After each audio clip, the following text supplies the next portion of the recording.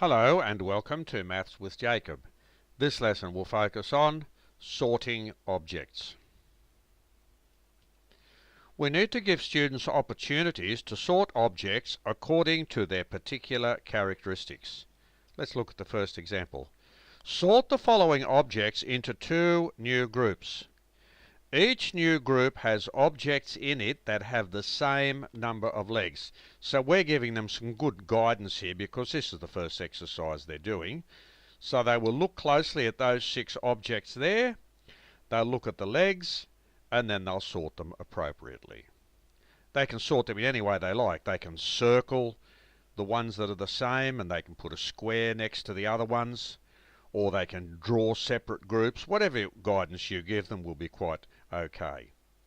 Second example, sort the following objects into 2 new groups according to whether the object has all straight lines or some curves. So again, we've given them some specific instructions, so they shouldn't have any trouble with that.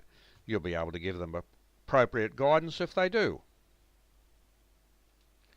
The next example, sort the following objects into 2 new groups. Name the groups A and B.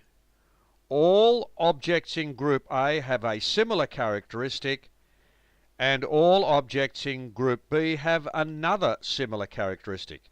Now we're not giving them as much guidance here, so they'll have to look very carefully and pick out the objects that have something in common and then arrive at the 2 groups. A very nice little exercise here, and if they have any trouble you just give them appropriate hints.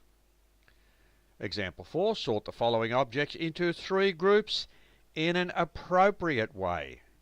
So you can explain what that means, and again you can give them a little bit of a hint. So they'll look carefully at those 9 objects and they will come up with 3 groups where the objects in each of the 3 groups have something similar.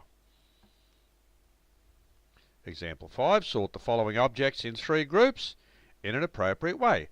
The same type of thing. They'll look carefully and they'll have 3 groups and they'll have to look for similarities.